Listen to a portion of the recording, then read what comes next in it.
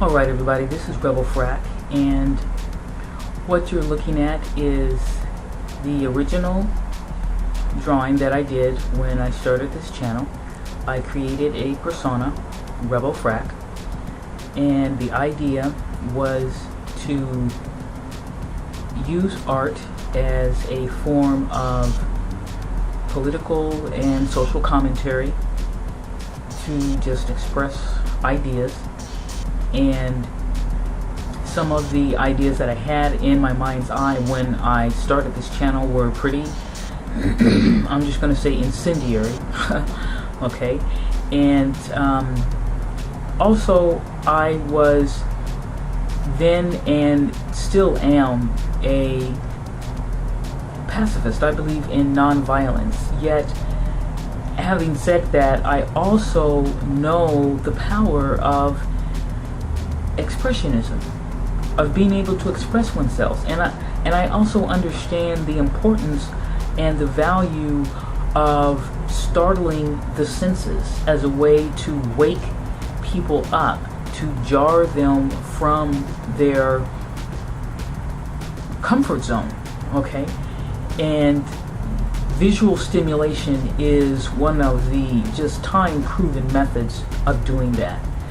Yes, smells can work and sounds can work. A lot of musicians have explored that arena. I mean, Jimi Hendrix and The Experience, that's one of the reasons why their music was so intense, was that he said in one interview on the Dick Cavett show that that was his intention, was to pull people down from that headspace into their body, and certain notes, certain vibrations through certain instruments, you know, and of course during the 60s, you know, under the influence of certain drugs, they were able to do that. So sound is another one that is time proven, but I'm not a musician, okay?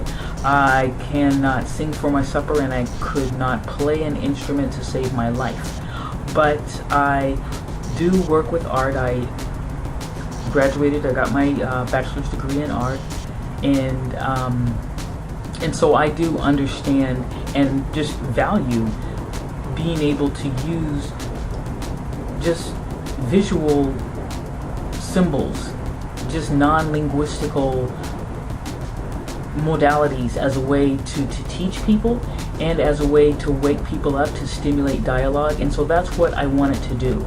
And at the same time, I really wanted to make sure and get across to people that even as incendiary, as controversial as some of the drawings or paintings were, that it was not, that the intention was not to literally incite violence, but to wake people up.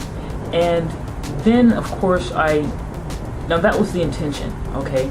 And then of course, because I'd never had a YouTube channel before then, so I didn't know what to expect. I wasn't aware of the different communities.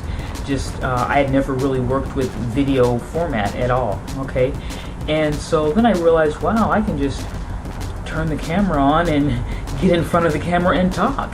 And so I began to do that, and I began to talk about, you know, just more of my ideas and such. And I mean, so now anyone who's familiar with my channel knows, okay, Rebel Frak is non-violent, vegetarian, lots of ska music, reggae music, science fiction, Albert Camus, James Baldwin. I mean, so you know that about me, okay? And the reason I'm even explaining all this is because now that I have taken off the mask and the hat and let all of my subscribers know that Rebel Frak is, gasp, a woman, okay, a Hebrew woman at that. And I know that that was a shock for some people, and I'm sure for some people, you know, I get it, you know, that they were very much aware, okay, this ain't no brother up in here, okay, and that's cool, great, okay. So at any rate, so now I've been looking through a lot of my artwork because I am doing this fundraiser, and I'm trying to sell pieces, posters, some of the drawings, some of the paintings, as a way to just collect funds to be able to pay my rent. I mean, that's the situation that I'm in.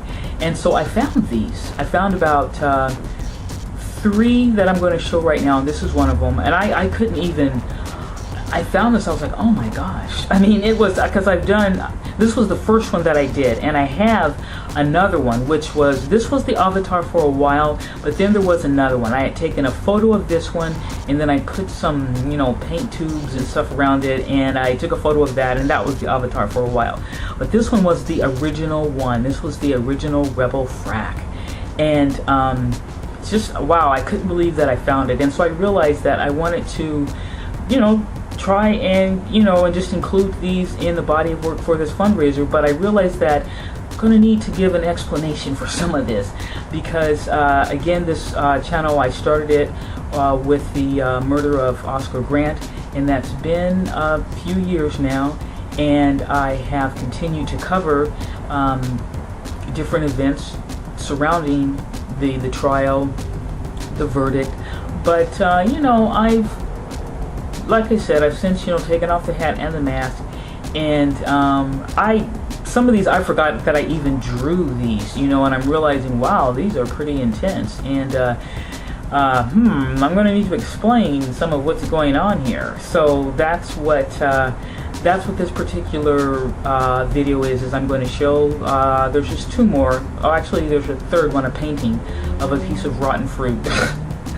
And I'm going to need to explain that too. I mean, I realized that persona, that name, Rebel Frak, that really truly does fit, just a part of my personality, the way I am, I mean, I'm sitting in these art classes with people who are painting, fresh fruit, plastic fruit, sunrises, loaves of bread, and, wine glasses and the wine bottles, and then over in the corner is Rebel Frak painting rotten fruit. Okay, so yeah, I'm going to explain that one too. But anyways, this is the first drawing that I did when I started this channel. This is Rebel Frak. This was the original avatar. The drawing is 18 by 24, charcoal on paper.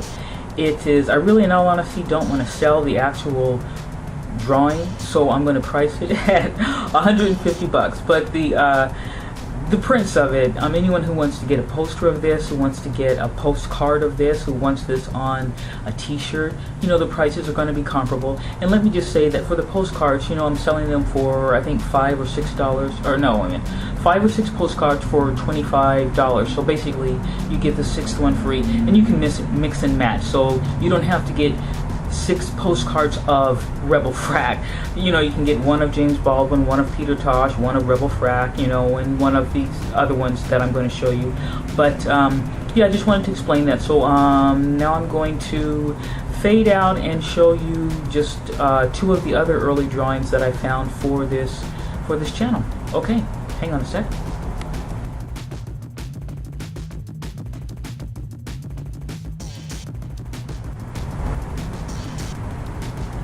Okay, what we're looking at is an extreme close-up of one of the drawings that I did when I started this channel. This was one of the original posters.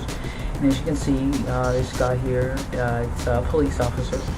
And there's another guy looking very panic-stricken. And another fellow there in the background. And when you pull back, so I can pull back here, you realize that they are in a bottle with kerosene, and that the dry rag's on fire. So clearly this is a Molotov cocktail. And again, obviously by the symbolism that it is not a this obviously is not practical. There's no way you can stuff, a politician or police officer in a bottle and set them on fire. So obviously that's not the intent. So again, like I was saying, the idea was to use art as a way to just stimulate ideas, to jar people, to jar the senses into thinking about something else, using, again, imagery that in and of itself is volatile, but not necessarily encouraging someone to go out and be violent, okay? Because there's no way that you're going to be able to put anybody, a human body, in a bottle, okay? And, you know, fill it halfway with kerosene and set it on fire and throw it, okay? So clearly that's not what this is about. And as you can see by the lettering, I've got these figures that are holding these signs that say Art for War. And the other one on the, I guess it's going to be to your right, it says Rebel to Exist. That was my motto. If anyone remembers when I started this channel, that one, Rebel to Exist, and from the existentialist Camus, I rebel, therefore we exist. Those were some of the mottos that I had for this channel. But this was one of them that I found. It is charcoal on butcher paper, charcoal and pastel on butcher paper. And so again, that idea. And anyone who's ever just had the experience of driving down the street or walking down the street and turning the corner and just being met by this beautiful just graffiti, you know, just maybe just a tag, as you know, it's one of the a tag, that's what they call some of it, or just a beautiful full-on, just the entire wall, the entire building. It's just amazing. It's just so beautiful, and it just feels spontaneous, and it can just take you away in a moment from wherever it is that whatever it is you're thinking about. You know, getting, you know, mentally collecting your grocery list, or going over an event that happened earlier in the day or earlier in the week, and all of a sudden just wow, and you're just taken away from that into this other place, wherever it is that the artist has chosen to take you. You know, I've just seen some beautiful artwork here, and I'm going to keep just trying to do more just videos just showing it. But anyway, so that idea again is that, you know, that you can use art to, in many ways, you know, just to express many ideas. And this was one I wanted to just talk about commentary. You know, the idea of just being so fed up with some of the actions of those few police officers and those few politicians and attorneys and district attorneys, and you know, who defend them and who just create that blue wall. And you know, I was just, again, this was, you know, with everything that happened to Oscar Grant, and just watching all the different videos that were released and seeing the officer, you know, knee him in the face, and you know, then later, you know, they kneel on his neck, and just being angry about that, and just wanting to, again, this isn't about, you know, assaulting police officers or killing police officers, but it was just about that idea that bullying, you know, where you give someone a power and authority and how they use it, you know, and that saying that a lot of us are familiar with, that power corrupts, and absolute power corrupts absolutely. And that was just an example of it. And so using art for war, you know, I mean, that it can go further, okay, than I think sometimes a gun or a bullet, because once you fire a gun and the bullet has, you know, left the chamber, that's all. You know, you can't do anything more with it. But with art, you can, you know, you can do so much more, and it will linger just as long, if not longer, than a gunshot, okay?